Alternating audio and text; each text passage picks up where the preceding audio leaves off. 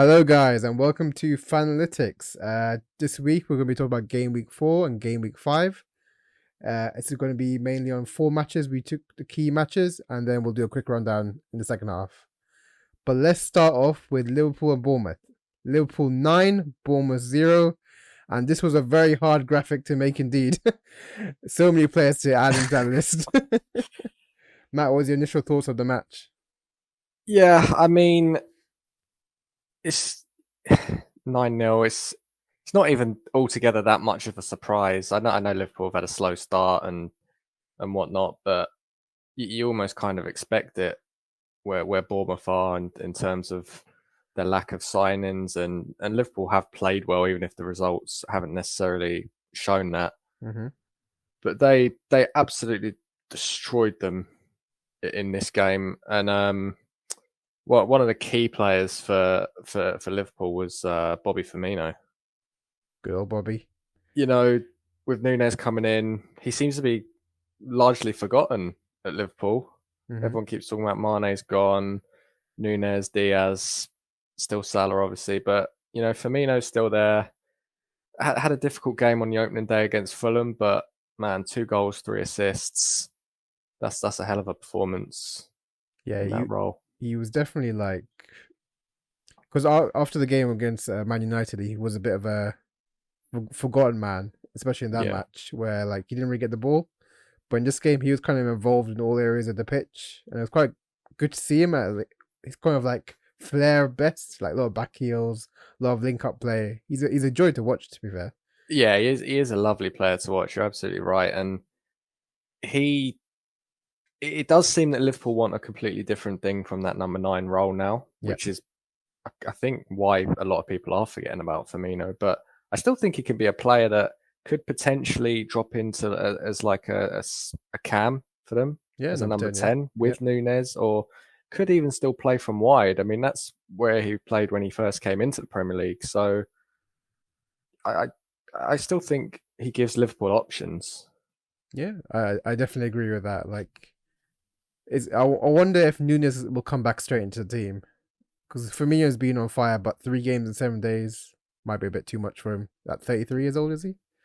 Yeah, he's up there. He's up there. Yeah, maybe Nunes doesn't walk straight back in, but it's options. It gives Jurgen Klopp options. Like we said, he can change things up, and don't rule out the possibility that they both start. Oh, that's very true, actually. Darwin Nunes did play on left sometimes for Benfica. Yeah, yeah, and Firmino midfield. It's a good problem to have, because Nunes, despite the red card, was in red hot form Yeah, for very Liverpool. true. And I guess that brings us to the next attacker. So Mo Salah, he's Liverpool's probably star man the last few years. In this game, he didn't get on score sheet or an assist for those FPL managers, but he did have 1.3 XG, 11 progressive carries, 3 penalty passes, and 8 progressive passes. And I think this kind of signifies what Salah's role is this season. I remember listening to Klopp, and he said, "Oh, he's come back from holidays with the right foot," and it's allowed him to be a lot more creative. He's hugging the touchline a bit more. I think in the next graphic I have, you can see the differences of where he's been standing. So in the first graphic, it's against Bournemouth, so very high up forward compared to the rest, but very to the right hand side. But you can see in the bottom graphic, this is from a match against Norwich, I believe. You can see he's much more interlinked with everyone, much more central. And you can see in that kind of position there, that's where he would run in behind. And these are the stats where 20 key passes, the highest overall of all players, 1.6A, fourth highest, 16 penalty passes, second highest, and 23 shot create actions. That's this season, yeah. Yeah, this season. So his shot stats aren't too bad, but he's been a lot more creative this season. Yeah, it does feel that Liverpool are built just slightly differently. Yeah. We keep talking about Nunes, we keep going back to Nunes, but before it felt like everything was being funneled through to Salah. Mm-hmm. Yeah. Now he's much more involved in the build up, like you said, and he's not necessarily getting on the end of it. Diaz is getting on the end of a bit, and we expect Nunes to. Firmino is the beneficiary in this game, but it is weird to see him not get a goal or assist out of 9.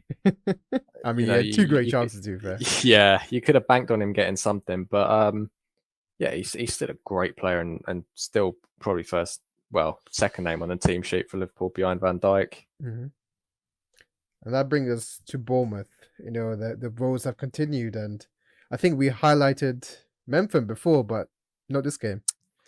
Yeah, I think in a game where a lot of it was spent in Bournemouth's defensive third of the pitch, for a centre-back to have 0 tackles or interceptions, 0 clearances, and just the 1 block, I mean, that's not a good look. Because you know, look, when there's a quality difference, as there obviously is, Liverpool at home to Bournemouth, the weaker side has got to work harder than the better side to have any chance, just to walk away with just a bit of dignity intact. And yeah, they've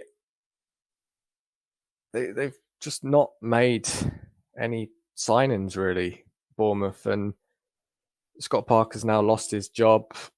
I don't think it's due to the results. I think it's due to the fact that he spoke out a number of times before the season, as the season was starting, saying we've just not got the quality here. That's obviously not what the players there want to hear, but or the board, yeah. No, clearly not. But stats like this, I mean, they do help to highlight the issues for Bournemouth. Yeah, and you're completely right. If you look at the last 3 games. Yeah, I mean, look, it's Man City, Arsenal, and Liverpool. Yeah. So 3 losses isn't exactly, Armageddon time for Bournemouth fans, but 0 goals scored, 16 conceded. That is horrific. That just looks ugly, whoever you're playing, and to be on the back of the joint worst thrashing in Premier League history, it's just not a good look for them. It does take some doing, and yeah, I agree with you. Like 16 goals, the losses aren't a surprise, but 16 goals conceded, and you can see there's no fight really in this Bournemouth team. Which is a shame because Scott Parker did well in the Championship. I think when they come second in the Championship, was it? I think so. Yeah, I think it was second. Yeah, I think Fulham kind of ran away with it. Yeah, and Forest came up through the playoffs. But yeah, the lack of fight is a worry, and perhaps it is, the things that Scott Parker's been saying. Perhaps it all just has been a little bit downbeat at Bournemouth. But yeah, you're right. I mean, you can get away with having 1 spanking. Mm-hmm. Yep.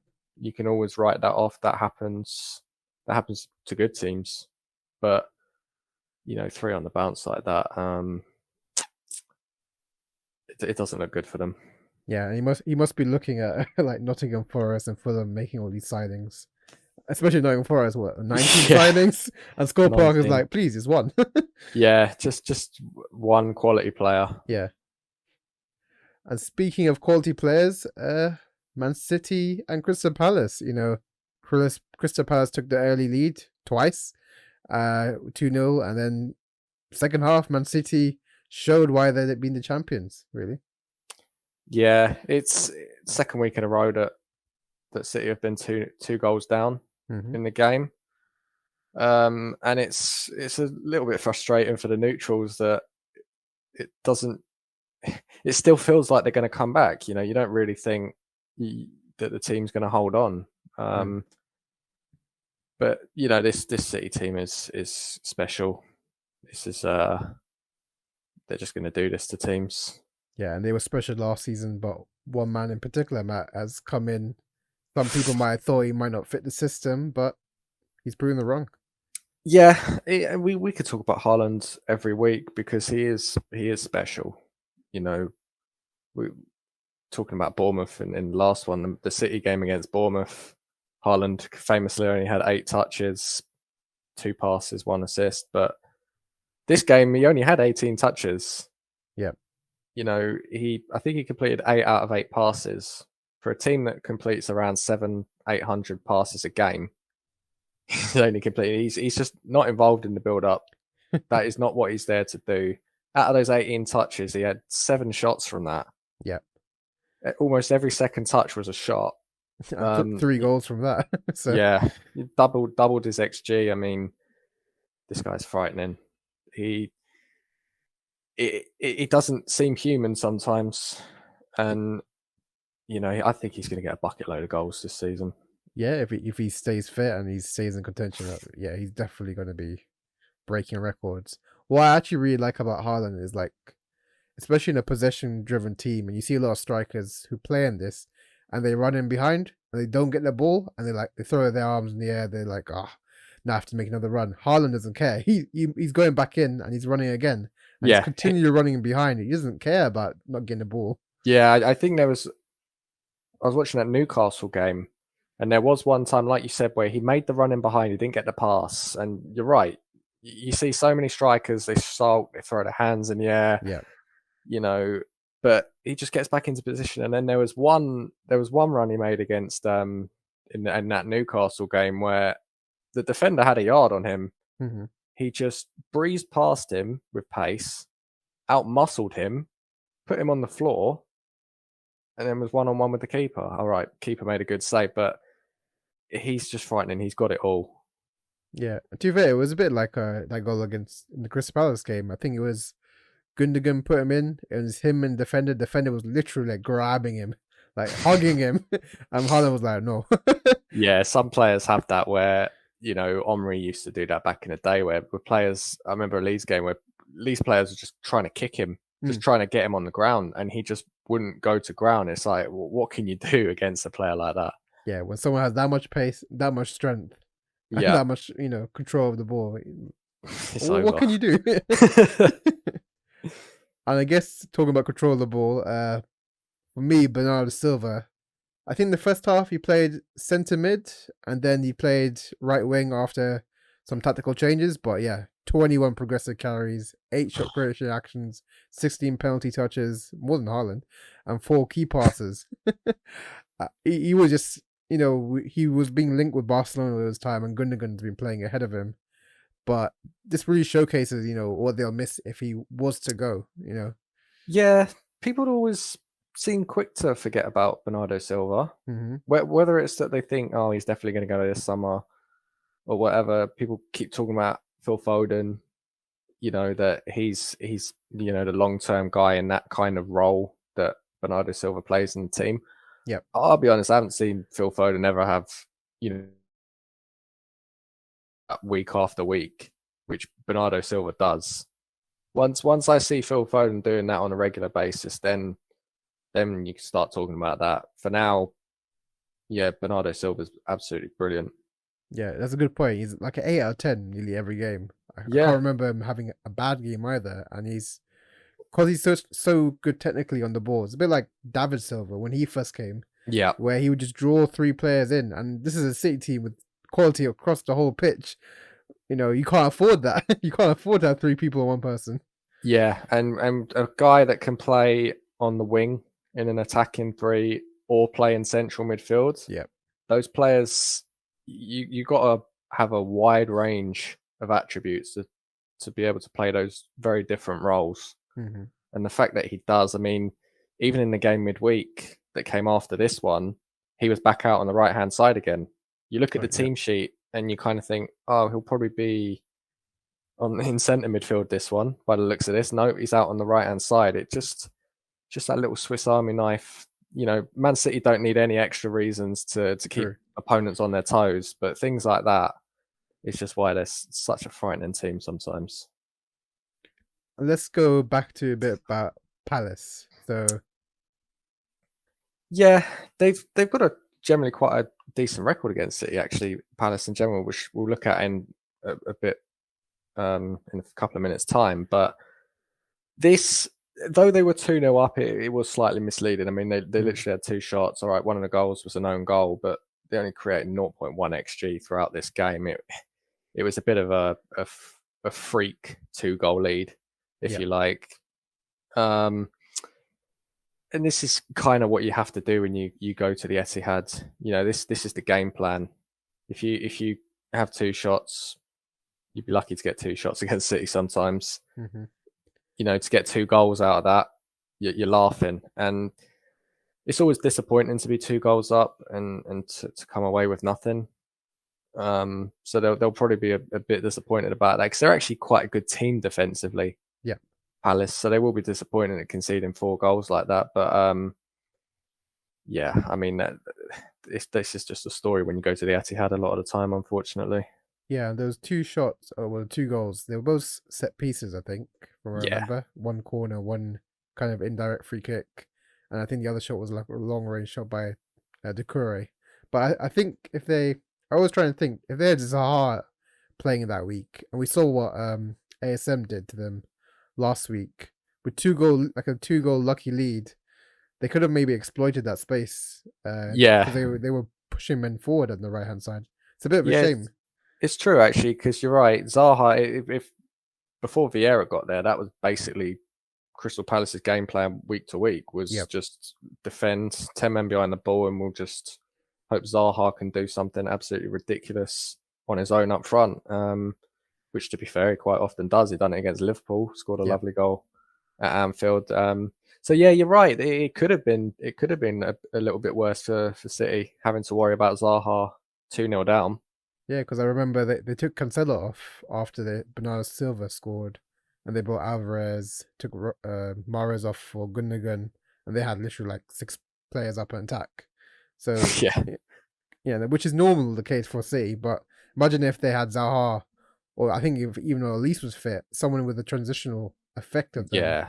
I think you in that case, I think you're right. I think you definitely do still need to have a plan for that. Mm. Even when it's 2-0 down in desperation, you still have to be thinking, okay, even if we get these goals that get us back into the game, we do have to be worried about that counter attack because Yeah, Zaha can absolutely kill teams individually. and like you said, City, Palace have a great record against City, really, compared to Yeah, most I mean, teams. City's record against Palace, home and away, last 10 Premier League games, 5 wins, 3 draws, 2 losses.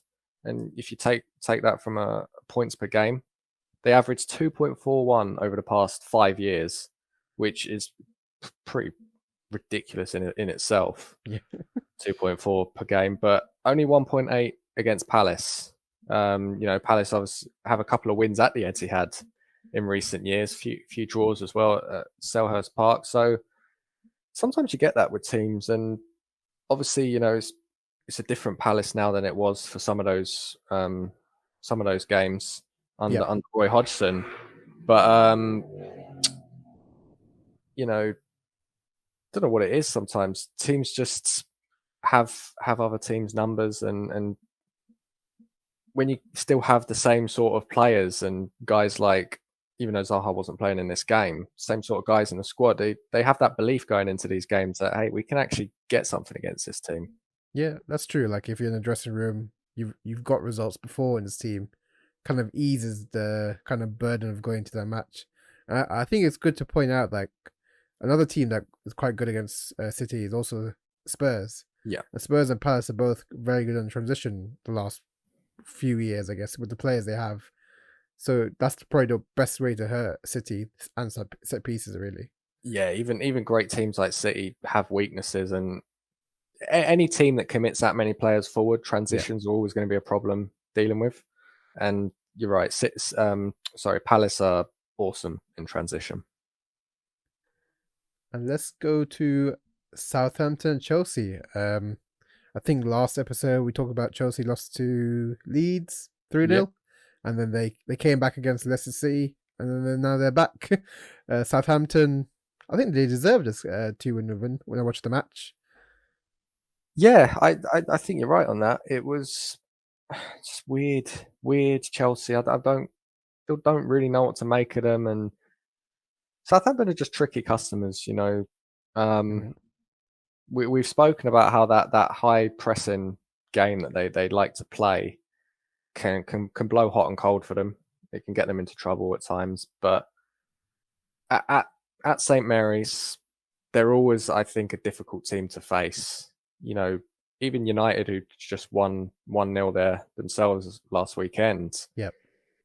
didn't have it all their own way for long periods of that game. Um, I really like that Lavia in central midfield got the first goal for Hmm. Southampton in this one. What banger that was.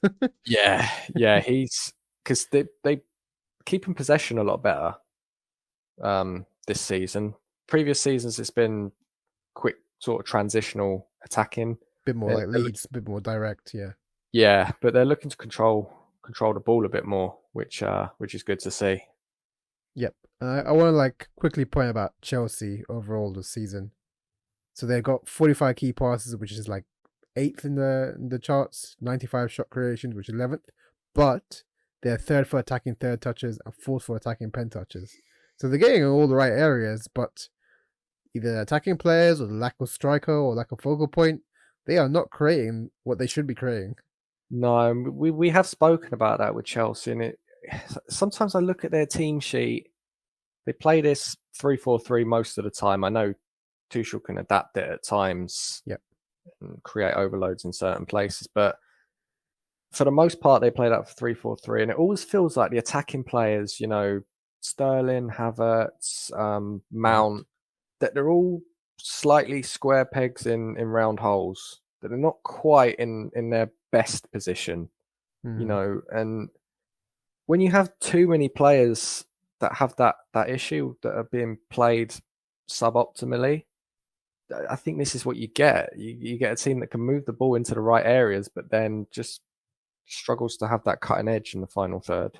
Yeah, I completely agree with you there. I think like if you think about Havertz's role, he's probably like he can play the false nine, but he needs runners in behind. He was always really good when Werner was on the pitch. He seems to be in a lot of spaces and used to create a lot. And Yeah, this, I think Sterling's he can run behind, but he does like the ball to feet. He likes to dribble past people. And then Mount also needs runners behind as well because he's more of a sort of like a centre mid, like a high yeah, eight kind of thing. yeah. If in this shape, I'd rather him in the center of the midfield rather than in the attacking three. I just think he's better, especially with his energy and his endeavour in the middle of the park. I just think he's slightly wasted. It's not often you say a player's wasted up top, but do you know what I mean? I think he contributes more in the centre of the park. Yeah, probably more about progressing, more about the work rate. Yeah, But yeah, with Havertz and Sterling, I'm guessing now they got Aubameyang now. It'll be interesting to see who displaces the team. Probably Havertz. yeah. I think they've been looking for a focal point to that attack. I don't think Aubameyang's the most amazing number nine they could have signed. I think it's a slight sort of it's late in the window. We need someone here Yeah, kind of signing.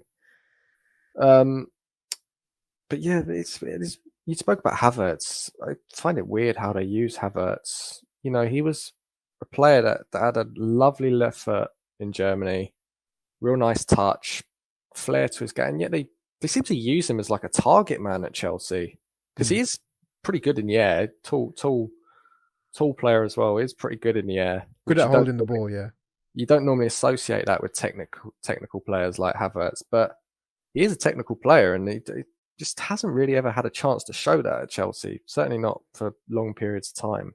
nah, yeah, it's been like in-game spurts, I guess, like the Yeah, Champions League final and stuff like that. But yeah, it'd be interesting what Tuchel does. He's always played 4-3-3 at like Dortmund and stuff, so I don't know if they will go to that. Like, they kind of have the ability to do both now with the players they have available from the transfer yeah, window yeah. I think we will see him do it a lot more as the season goes on. because they need it. They need an attacking threat. Yeah, definitely. And I guess let's talk about Southampton. We talked about Chelsea not doing as well, but Southampton against top six, a bit like Crystal Palace. They can be a bit of a bogey team, really.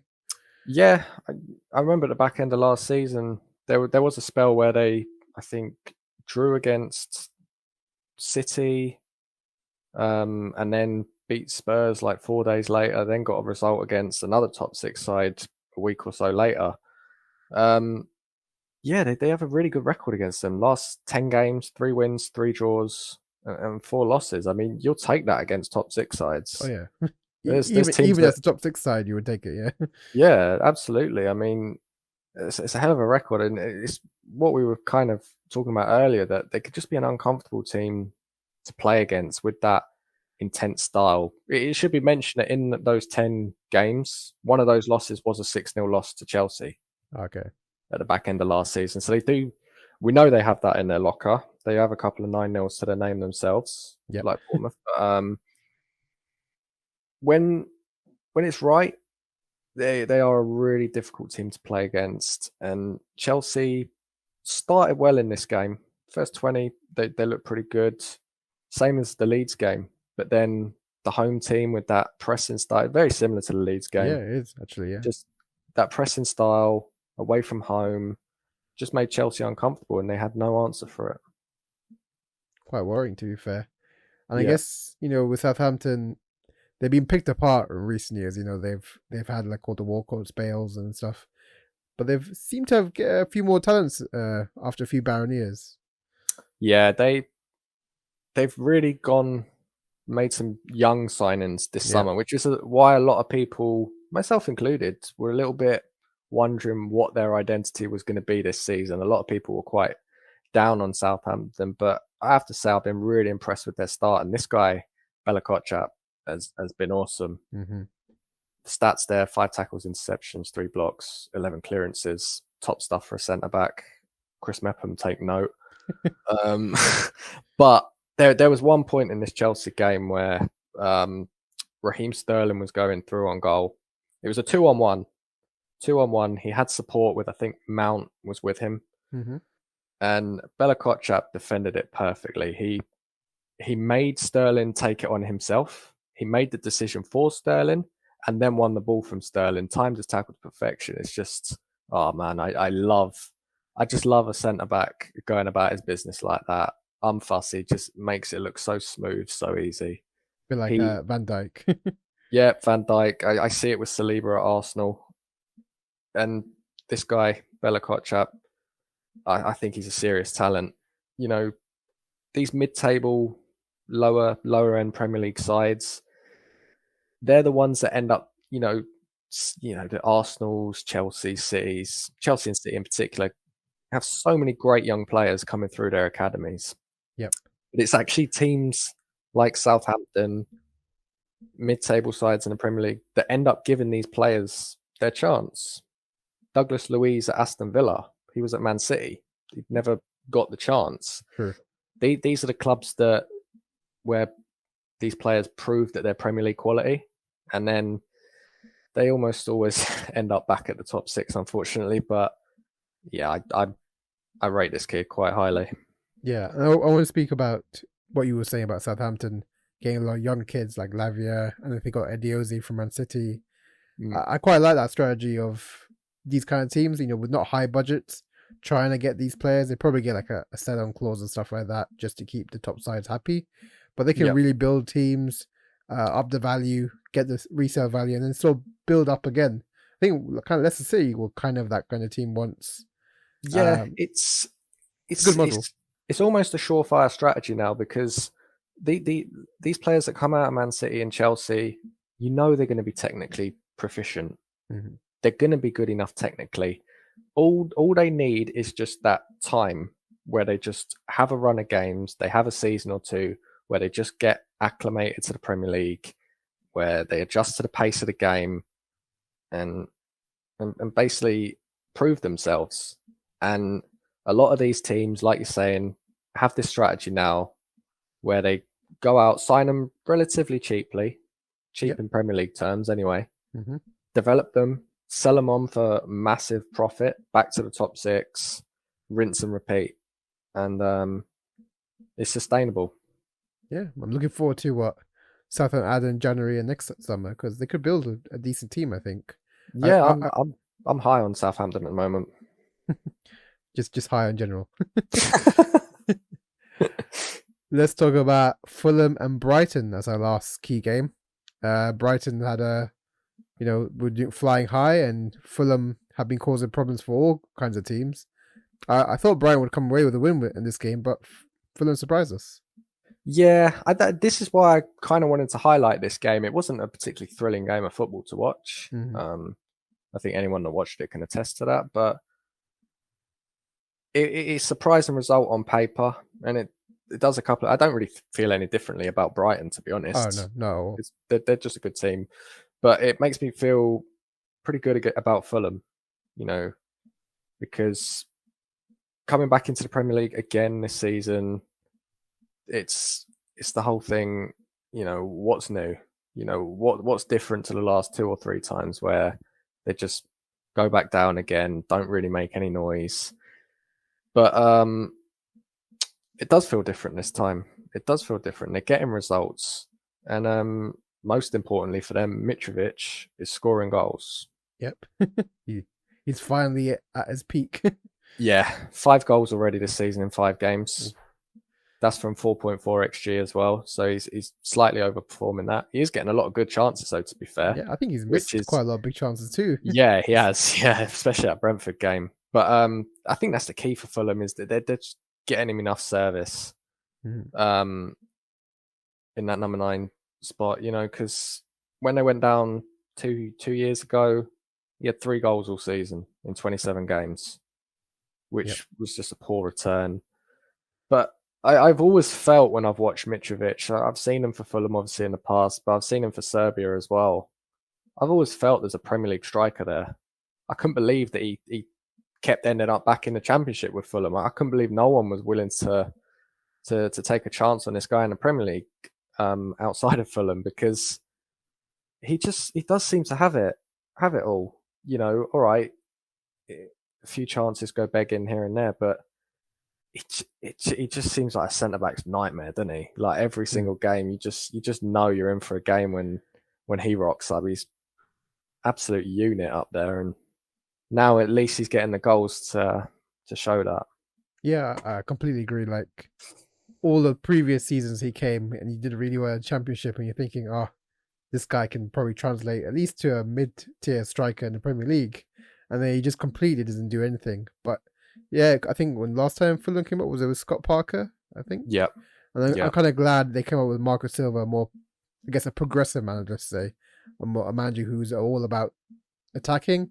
I know they don't have a not very possession-heavy team, but they're quite direct and they know what their strengths are. Mitrovic, back post, chances in the box. They got good wide players, Pereira also crossing in, so they know their strengths.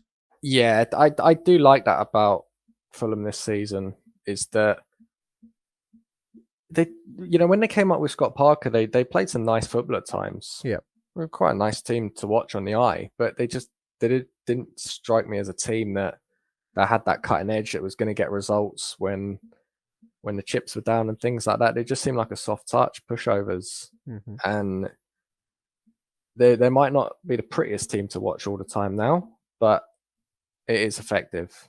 They're making life difficult for a lot of good teams. Yeah, and they're doing very well this season. Look at their stats per game. Yeah, 1.4 xG per game, 1.64 xG against. So fairly close together. They're not getting outplayed week to week, and they're doing this with only 37.2% possession, which is, I think, the key stat for me, because that's what I mean when I was talking about a minute or two ago, is that they're doing it differently now. They're not just a team that's going to play some nice football, but ultimately just gets beaten by a better team. You'd be like Norwich last season, right? Yeah, you're right. They know what their strength is. It's Mitrovic up front. We're going to get the ball to him as quickly as possible, and we're going to make life very, very difficult for some of these good teams. It's interesting to know they signed Willian, didn't they, last year of the season? Another guy who can cross.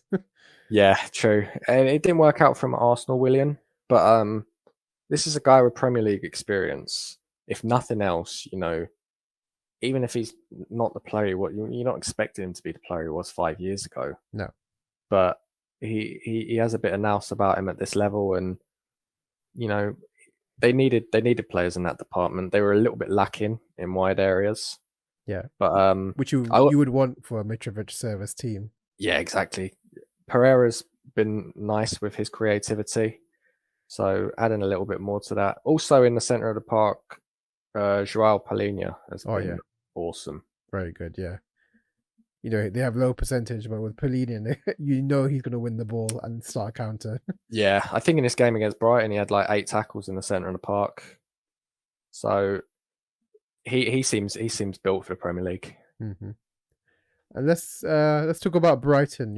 We've talked about them in the past being quite, they're doing quite well this season. I think they're like third best in terms of defense and nearly at the top for XG, as they always are, to be fair. And as you can see, the stats here, they're pretty good. Yeah, pretty good in certain areas, but this is almost the polar opposite to Fulham, really.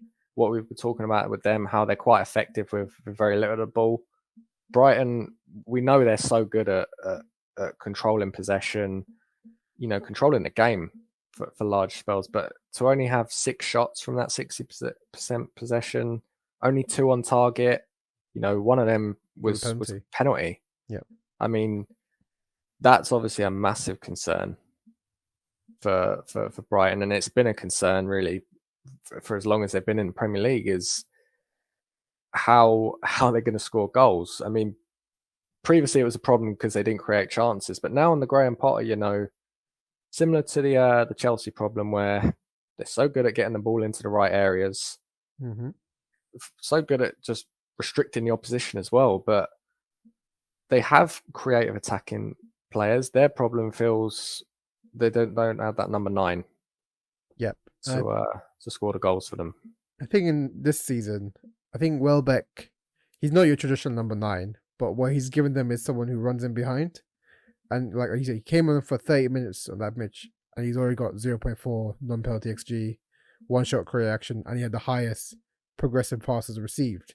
So they had that kind of focal point, because I think I looked in the touch map, and it was Trossard that was the highest in the center, which is not really his game either. Neither is Gross. Those two are the highest. They're playing as the strikers, as you was saying, the formation wise. Yeah, it's weird, Brighton, and in this game it was a bit of a problem for them, where they start off in one shape, and you're right, Trossard and Gross were playing as sort of proxy strikers, which isn't a strength for either of them. Square pegs and round holes again, like we were talking about earlier. And at least with Danny Welbeck, you get a player that will make the right runs as a number 9. He'll get into the right areas, and sometimes a striker like that can be underrated. It's not always the best option. Okay, if we haven't got a striker that's scoring goals, let's put on a false 9 and crowd the midfield. Because I think a Lacazette for Arsenal, where he wasn't a goal scorer by any stretch last season, but he made the right runs that a number 9 should make, got into the right areas, and created space for players like Saka, Martinelli, Smith Rowe, who did get goals last season. And I think you're right. If Welbeck's on the pitch, that can help Brighton, even if he's not necessarily getting the goals for them. Yeah, because as you make runs, you're taking defenders away from everyone, and the defenders it's a bit like when they faced Man United. Danny Welbeck runs kind of killed Maguire, Martinez. They were kind of all over the positions, which allows the third man runs coming to the pitch. But yeah, it'd be really nice to see one day Brighton actually get like a top, not maybe top striker, but kind of a complete forward. See what they can do with someone who can hold out the ball and run in behind. Yeah, definitely, because we don't need to see any more of Brighton under Potter to know that they're a good team now. Yeah, they're a good team, and I think as long as he's there, even if they lose good players year after year, which they have been doing, their scouting's good, their recruitment's good, Graham Potter's coaching is excellent. They're going to be fine. They're going to be a good team. They might even push for Europe this season. So Potter, hear our cries. Sign a striker. Welbeck and Undav have not been the ones. So welcome back. We did our 4 key matches. Now it's time to do a quick fire on game week and game week 4 rest of the matches. Let's start with Southampton and Man United. What do you think, Matt? I think it's a good result for United. We spoke about how tricky Southampton can be at St Mary's. And, United, like we said, they didn't have it all their own way in this game. But just gives them a little base to work on. It gives them those 3 points, and with every win, a little bit more confidence, right? Yeah, I completely agree. As a Man United fan, I think what I'm particularly impressed, and we'll talk about it probably when we talk about second match, defensively. we actually are a solid unit, and I'm really liking this this passionate defending as well. Like whenever someone's blocking a tackle, Martinez is fist bumping them, bumping the chest. I really like that. We haven't had that for a while, so I really like Yeah, just shows a bit of character and just that's what United need. It's small building blocks. You're not going to have amazing moments yet. It's just going to little things to build on. Yeah. So I guess the next match is Everton and Brentford. Look at Brentford XG 2.28. Yeah. Tony Yeah. missed a big chance, and he set up a few actually as well. It is the story that you get with even Tony. Similar to Mitrovic, where you give him a lot of chances. They're not all going to go in. He can be quite wasteful at times, but he's just such a presence up there that you only really just need to stick the ball up near him, towards him, and something good could well happen out of it. Yeah, and they got Mboma, who's a good runner, off him as well. Yeah, I love Mboma. I love him. He's a smart little player. They're quite good at set pieces as well, Brentford. Yeah, set piece coach, which is all the rage now, isn't it? Every team has one of them now. But I think they were quite an early adopter of that. Yeah. When they were in the Championship. Everton wise, I don't feel good about Everton in any way whatsoever, but they keep finding ways to stick around in games. You know, you spoke about the XG. Looks, that they should have lost this game. But they snatched a draw. A couple of games where they go behind and then they really get going. Yeah, right at the end, yeah. Yeah, I want to see them put together a 90 minutes that makes me believe in them. But small steps. Yeah, and I'm quite impressed with Anthony Gordon this season. I think he's like 5th or 6th with shots inside the box, which is very impressive for Everton's side like this.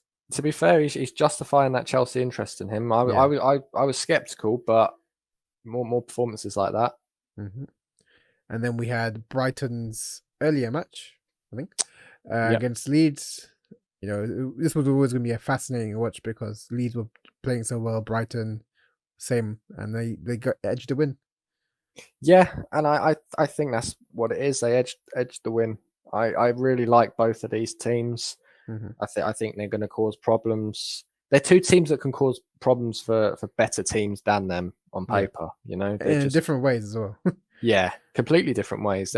But they set up so well. I have to say, I know they lost this game, Leeds, but I've been really impressed with Jesse Marsh this season and Leeds. They got a bit of stick towards the back end of last season, but I think it was desperation time. Yeah, there were slight signs when he first joined that they were going to be a pretty good team. Yeah, you did call them out, Matt. I got to give you credit for that one. But let's from two good teams to Leicester City. Even though they had a higher XG than Chelsea, I wasn't that particularly that impressed with them again. No, I mean, listen, when you play against 10 men, and lose in the modern game, it's almost inexcusable. All right, Chelsea are a top 6 team, and Leicester are nowhere near that at the moment. But Leicester have good players, and you would think Brendan Rodgers' style of football, that playing against 10 men, that they can kill teams like that because they are good in possession, because they can keep the ball and distribute it and drag players around. Yeah. So, and Chelsea went down to 10 men at 0-0. So no excuses really. in the first half, Gallagher got sent off within half an hour of this game. So yeah, I mean, I worry about Leicester. Yeah, I don't know. Look, they've obviously got players like Maddison and Vardy. They can drag them out of trouble, but they don't seem like a club that's altogether there at the moment. Yeah, and I guess we'll talk about it later, but Brendan Rodgers did bemoan the lack of transfers, and you could definitely see why. They've sold players, lost players. Yeah. No one's been replaced. They're really relying on Maddison to kind of get them out of jail, really. Yeah, but, it's a problem of Leicester's own doing. They spent all that money. They had all those players on high wages, and to be fair to Brendan Rodgers, he should have had them in the Champions League 2 consecutive seasons. Blew it both times. And I think that's coming back to bite them now, because I think if they're in the Champions League, I don't think they have these problems. Yeah. That's very true. We talked about Liverpool Bournemouth, 4.86 XG. I think it's the highest this season. Well, Yeah, I think so. must be. And we talked about Man City and Crystal Palace. Arsenal Fulham. Before we pass to you as an Arsenal fan, this win was really impressive for me. I think all the games circumstantially, I could say Arsenal, yeah, they won, and they played really well. But this one against, they were they 1-0 behind with that mistake after Gabriel. Yeah, And they fought their way back really quickly. I was really, really impressed. This is a new mentality, Arsenal, for sure. yeah.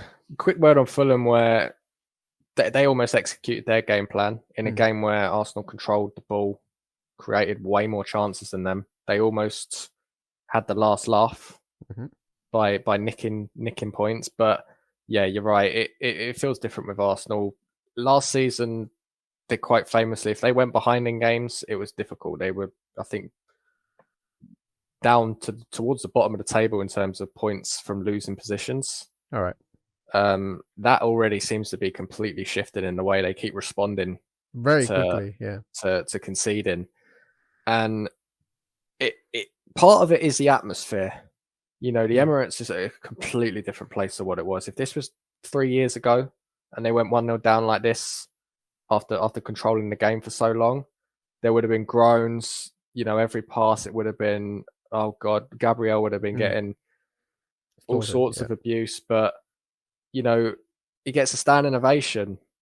He gets cheered. He gets the crowd singing his name. Same as Saliba against Leicester. And it's just everything at Arsenal. As much as I said that Leicester are a club that don't feel all together there, Arsenal feel completely together and one, and it's showing on the pitch.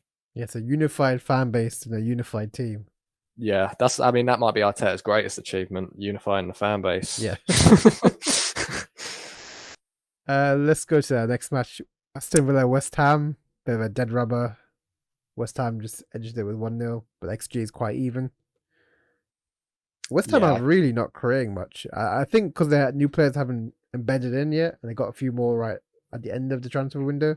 Yeah, and I think in about 80% of their games, they've had to name 2 goalkeepers on the bench, which sort of tells you about the depth they've got at the moment or the injury issues they're having. 2 teams that were struggling for form heading into this. But West Ham, they have had a couple of good performances this season, despite the results. And it was tough fixtures, but there's been some good performances. I think Scamacca needs to be in the team sooner rather than later. Yep. He needs to be an answer for them because Antonio, I think we've seen the best of him. Yep. I think the best of him has gone in the West Ham shirt. I think teams are a bit ready for what he brings. And but they're on the board, West Ham now. I still think they're a team that's going to be mid-table or so, maybe pushing Europe. Yeah, I think with the new signings when they come on board, I think it's going to be a whole unit compared to Aston Villa. I think Gerrard's on limited time too. Yeah, him and Rodgers probably 2 of the favourites to go. Devoid of ideas, and the attacking players. There doesn't seem to be any confidence in that team.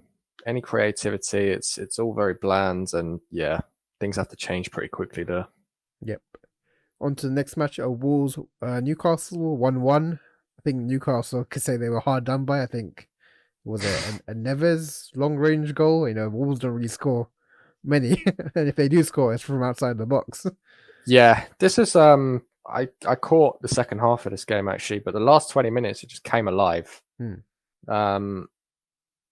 Wolves, you're right, Neves produced a bit of magic, which seems to be the only way, really, that Wolves can actually get the ball into the back of the opposition net at the moment. Yeah, they did have a goal disallowed in this one that Neto created, but Newcastle could almost feel hard done by, but they didn't get 3 points at the end, even after being 1-0 down. Maximan took his goal brilliantly. 90th minute, wasn't it? Yeah, brilliant finish. And then I think they still hit the bar in stoppage time after that. So they're still unbeaten, Newcastle. Well, they were at this point. Spoilers, Matt. Yeah, but they look a good team, Newcastle, and to show that sort of that's what good teams do, right? Even in a game where it doesn't go their way, they Yeah. find a way and almost snatch 3 points. Yep. And then we'll go on to Spurs and Nottingham Forest. I guess most people expected this scoreline. Even though they got 2.4 XG, when I was watching the match, it wasn't like complete dominance, complete control, complete many chances either, I don't think. No, I think Jamie Carragher summed it up the best when he said, between the boxes, Nottingham Forest are a better team, but in both penalty areas, Tottenham showed their quality. Yep. Especially Kane. Kane seems raring to go, really. But yeah, he's if sharp. anyone in that team, it's a shame about Son. Son seems to be not on the races, but Kane's definitely up there. Yeah, I saw a little breakdown a Tottenham guy on Twitter done about Son, and he's the guy that when Tottenham get overrun in the midfield, which, listen, they have a 2-man pivot in there. It happens quite regularly. Son is the guy that's having to drop in and provide that extra man, which is really taking him away from where he can do damage to the opposition. I feel like Kulusevski would be better in that role. Yeah, I agree. He's much more of a technical ball player, can keep the ball in close proximity. You want Son running into open space, taking players on one-on-one. I still believe he'll get there. This is Son. He's a great player. I love watching him. And from that Nottingham Forest side, it was nice to see Gibbs White. He was quite threatening. That was the match that makes me think, they're onto something there. And I think he played with the Nottingham Forest manager twice, I think. So it's going to be quite previously, good. Yeah, you're right. And I think a lot of the first couple of months for Nottingham Forest is going to be, okay, which of these signings, are going to be the guys who's my starting 11 here? Because it's a lot for Steve Cooper to figure out in a short space of time. But he's a quality coach. I believe in him. Yep. On to our next matches, if I can turn. Fulham and Brighton, which we talked about. Yeah. Crystal Palace and Brentford. We talked about? Yeah. Palace and Brentford. I love both these teams. I really do. Vieira's Palace. He's got them playing good football. I look at guys like Jeffrey Schlupp and in central midfield. He was a guy that couldn't get a game at left back before Vieira got there. And Eze, I didn't think he was a natural sort of central midfielder in the Premier League. Yeah, he seemed like more of a 10 or a guy that would drift in from wide. But he's brilliant for them. And we've said it about Graham Potter at Brighton. I think Vieira's got that at Palace where he can just coach players up. And they can fulfill roles within the team. Yep, definitely. And I'm surprised you haven't mentioned it. Our boy Elise. Yeah, I love Elise. I think 17 progressive carries, something absurd. And what I really like about Elise, he's got that confidence. He's not scared. You got people like Zaha and Edouard in that team, but he's not scared. If he cuts in, he's going to shoot. Yeah, he's very close. He's got that freakish build about him as well. Normally those technical sort of small dribblers are small, low center of gravity. He's a tall, very upright player, and he can still get past defenders quickly. He's going to come in on the left foot, but some players like Arjen Robben always had that where you knew he was coming in on the left, but you couldn't stop it. It's still do you every single time, and he's got that in his locker. Yep, 100%. And another game for Tony. Missing chances. Yeah, I mean, he will come good, no doubt about it. But in these kind of games where they could get a result, they're high in XG, they're playing quite well. It's a shame they can't take advantage of it. But and they seem to be a team that's kind of leaking a lot of goals. At the back end of last season, they made up for that with their sheer ability to score goals. And Christian Eriksen helped in that department. And to be fair to them, they're still creating a lot of chances. So I think they're going to... I don't think we're talking about a team that's going to be getting dragged into any kind of relegation battles. Definitely not. I think between Tony and Mbumo, they'll have enough goals. But yeah, you're right. It could have been 3 points with better finishing in this one. We talked about Southampton, Chelsea, Leeds and Everton. Again, Everton managed to scrape a draw against a very good Leeds team. I guess it was hurt by Rodrigo dislocating his shoulder, which I felt as a previous dislocated shoulder member. I was so Once it's upset. once it's dislocated once, it's always a problem, right, Sharon? Yeah, it might happen 3 times. But yeah, yeah, I said it earlier about Everton, and the same applies here. That I'll give them credit where it's due. They are digging out results here, and as much as I'm critical about Frank Lampard, Hmm. seems like I'm going to make the comparison here, and it seems like these two are always being compared for eternity. But Gerrard, at Villa, it doesn't feel like it's a team that's playing for their manager, and they have quality in the team. Everton seem to lack quality in most areas of the pitch, but seem to have 11 guys out there that are really working hard for their manager. Yeah, true. And I like what he's done with Iwobi. I never thought Iwobi would be a centre mid.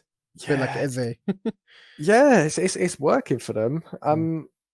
He was such a frustrating player, Iwobi. He was capable of great things. He really, and still is, to be fair to him. But he could frustrate you. He could disappear from games and whatnot. But the transformation, I'm all here for it. On to our next game, Man City vs Nottingham Forest. You thought Liverpool and Bournemouth were the only drubbing this week or this 2 weeks, but Man City came out flying. Haaland again, another hat trick. Yeah, back-to-back hat tricks. It's Haaland. I mean, that's like, I feel like if this was last season, this is a game that Man City win like 3-0 or something. It's just Haaland does take them to another level, and I think there could be records, not just for him, but for City as a team in terms of goal scoring here. Yeah, 2 hat tricks in 5 games. I think someone put a Yeah, stat up where same amount of hat tricks as Bale, Sanchez, Henry. No, not Henry. Someone else. no, not please. But yeah, a lot of players that he's on par with already in 5 games. Yeah. Oh yeah, no, he's been great, and to be fair, we mostly expected this. It can't come as a surprise to too many people, but I think it's come just in time for City because they seem to be conceding a lot more goals than they did last season. Maybe teams have found chinks in their armor. Maybe it's just that Emerick Laporte is out. Maybe when he's back, things tighten up. Yeah, they got Akanji as well on deadline day. Yeah, so. Kanji come in. I mean, the rich get richer, but yeah, they are conceding a lot more goals. So I think Haaland's goals are going to be all the more important in that regard. Just before we move on from Haaland, another signing I think was quite a star, Alvarez. Yeah, I know you like Alvarez. I love Alvarez. He's got such great ball striking. He just hits the ball so well. I don't know. Yeah, to be fair to him, he's not going to get many chances to start. Certainly not in the biggest games. But they deployed him sort of as a number 10, I think, in this game. Looking at the heat maps and whatnot. Which is, I mean, if you can have them both on the pitch, that could be absolutely devastating for teams to deal with, to be honest. Because in the small amount of action he's had this season, he's looked very, very good for them. Yeah, I think the Community Shield, he got a goal. I think he's come off maybe a few minutes here and here, but it's a good thing to get a start in full 90 minutes too. Yeah. On to the next match, Arsenal again, high XG2 to Aston Villa 1. But I want to say one thing. What is wrong with Arsenal's these conceding goals? They are they either own goal, like let's say Aston Villa scored from a corner, Saliba own goal, Gabriel lost the ball. In the Leicester City game, Ramsdale let it slip in. Yeah. These are the 4 goals they conceded. Ramsdale can be quite infuriating because he'll make some great saves.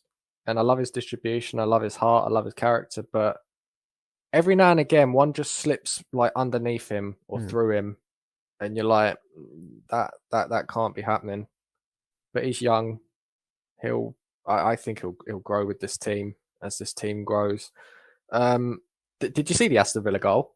Yeah, the corner, straight from the corner. I mean, how's that not a free kick? I mean, he's literally holding Rams. I know keepers get an easy run of things and things like that as soon as there's contact normally, but he was being held in position. I'm not going to put that on Ramsdale. I think Villa got away with that there. And to be honest, they needed that because they weren't going to score a goal. I was going to say legitimately there. That's a bit mean, but do you know what I mean? They weren't going to score from open play. No. They just looked devoid of ideas.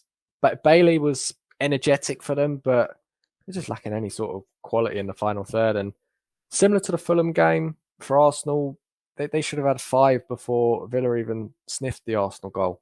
Yeah. They are quite wasteful. And Saka missed an open goal. Mm-hmm. Martinelli's been great, I guess. He's not creating and scoring. The thing about Arsenal is they are creating a bucket load of chances every game, and there's so many players there that can do it. I could talk all day. You know when you said the thing about Arsenal, I thought you were going to do the IT crowd line. Think about Arsenal, yeah. They just love to pass in the net. Oh man, I mean it's so good to watch at the moment, and I don't want to get too ahead of myself, but it's just good. On to the next match, Bournemouth-Wolverhampton. Bournemouth finally got a point on board after Scott Parker's dismissal. But Wolves, this is the same old story when they keep repeating week in, week out. Creating chances, no focal point. They do have a new striker who might come into the starting lineup. They need something. Yeah, they need something. I don't know if I'm going to be less excited for any game for the rest of this season than this one. It's just nothing, isn't it? I mean, Wolves, seriously, I mean, this team has conceded 16 goals in its last 3 games. Look, I know you're not Man City or Arsenal or Liverpool here, but you know, Raul Jimenez is still a good striker. Guedes, who they've signed, Neto, Podence. Come on, there's talent there. There's goals in this team. And quickly on Bournemouth, I will say, outside of those games against top 6, they've 2 games, 0 conceded, 4 points. True. So maybe a little bit wrong to be so low on them, but maybe this is what it's going to be: a few spankings and pick up results here and there. I think these are the kind of games where they have to get results, to be honest. Yep. Then we go on to West Ham and Spurs, the London Derby. I think West Ham could feel a bit hard done by, They were creating quite a lot of chances. We talked about last few weeks where they have seemed devoid of ideas in the final third, but they were carving up Tottenham in some places. Well, they feel like another team that has been getting into the final third with no problem whatsoever, and having Declan Rice and Souček in the midfield, I do think that's a great pivot in the centre of the park. I do think they're such a difficult team to play against, and they will create or at least get into the right areas. And this is what I'm talking about, Antonio. I just think, look, if Scamacca's the guy, get him in the team. And I don't know. I think he was David sick Moyes. for this game. Yeah, but David Moyes, I think he's given him 1 start so far. Yep. Does he fancy him? Does he feel he's not quite ready yet? Only David Moyes can answer that question. But yeah, they can feel hard done by in this one. Once again, Tottenham a little bit flat, a little bit nothing from them. But they're unbeaten, and their only drop points have come at Chelsea and at West Ham. Yeah, which if you offered them this return at the start of the season, they'd take it. But the performances are leaving a little bit to be desired. Yeah, I think everyone was on a high pre-season with Spurs. Like the signings are made. It's a Conte proper first season, but I think they are lagging behind performance-wise for definite. They should be a bit more dominant with the players they have. Yeah, they should be. And then you get Conte coming out and saying Spurs need more players. We need 2 more transfer windows, and then the next interview it's 3 more transfer windows. I think he's just trying to fan the flames a little bit here, rather than that being, because Tottenham feel like a team that is relatively ready. You're right; they might not have the quality depth that the better teams do, but their starting 11 can go up against most teams in this league, and Son and Kane aren't getting any younger. They don't really want to be waiting around for 3 or more transfer windows. They want it to be happening relatively quickly. Get Kane to sign up a contract now and then say it. Yeah. Next match, Liverpool and Newcastle. Thoughts? Yeah, I mean, fair play to Liverpool. they got their result. They did deserve to win the game, probably on balance. Yeah, on balance. But then Newcastle almost executed their game plan to perfection.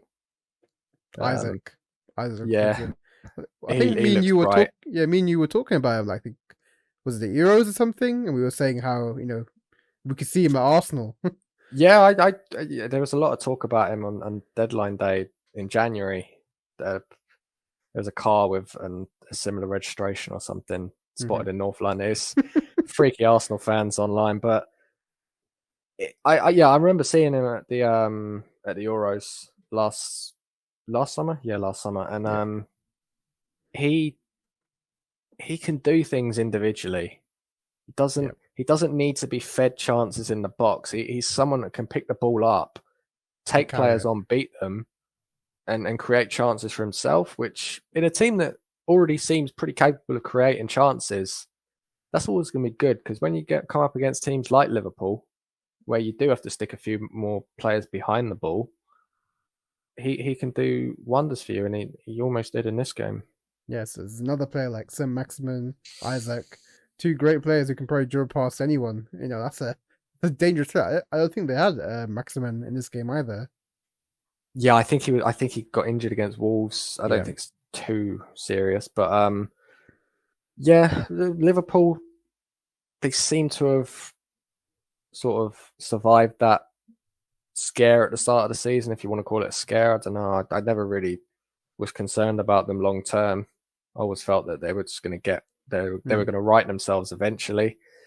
But they take out that Bournemouth game, they're not quite taking their chances. Salah's a lot more creative for them, but they just not quite got that cutting edge in the final third. Maybe it should come. It will come, I think. I guess next match against Everton, Nunes back in the team, we'll probably see that, I guess. At least a bit more big chances. And then last game, Man United, Leicester. It's another similar win to Southampton, I guess. A bit more very defensively solid. Not much in attack, a bit just one quality pass by Dalot, and then we got a transitional goal, which is good to see. And a good finish by Sancho again. The composure, I love it. Yeah, I think this is the sort of game that really suits Manchester United, particularly where they are at the moment. Leicester are a team that likes to get on the ball and possess the ball. Yep. And United have issues controlling games and, dominating the midfield battle and things like that, being a team that controls possession. They are much better in transition with some of those attacking players. Alanga looked sharp in this game. And I love Sancho in the final third. He just had a little bit. He has such a calmness about him. The way he took that chance against Liverpool, the way he took the chance in this one against Leicester. Shows confidence too, which is good to see. And I do hope he gets going. I dislike Manchester United, but I really like Jadon Sancho. I really do. Leicester-wise, it's a concern. They had the better of this game, I think. I mean, the XG doesn't really show it, but I never felt they were troubling too much. I think they got the Harvey Barnes header, and most of it was set pieces, really. It did, yeah. To be fair, United kept giving free kicks away 20 yards out, and there's only so many times you can do that with James Maddison. I was like, Montgomery, please. Yeah. Has he ever been booked in his life? Seriously. He does get away with it. It's unbelievable, because one player that does get booked a lot is Lisandro Martinez.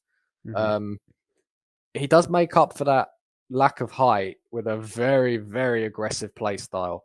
Yep. And it's very noticeable, and I do think sooner rather than later teams are going to start using that against him. And like you said, in a game like this where you've got a player like Maddison, you do not want to be giving fouls away 20 yards from goal. And I think the Brentford game, he did that. He kept getting into battles with Tony. Yep. And gave away a couple of free kicks from it. So that's something to look out for, because the height differential isn't really coming into it as much as people wanted to talk about that with him. He's won all these aerial duels. I think that's what stat. Yeah, because he's so aggressive. Yeah. That was something in the scout report on him. But his positional sense is also really, really good. Yeah. So there's definitely a quality player there. I think I really like Varane and Martinez. I always like one aggressor, one calm kind of Yeah. collector, the cover, let's say. And Maguire always seems to be caught in between both of those things. Yeah, that's the big He problem with Maguire, I think. he feels quite indecisive. I think he needs a strong centre back next to him, Maguire, sometimes. But for now, Varane and Martinez roll with it. Yeah. And guys, that is our game week 4-5 long roundup. I hope you guys enjoyed it. Like, subscribe, and we'll see you next week. Ciao. Thanks, guys.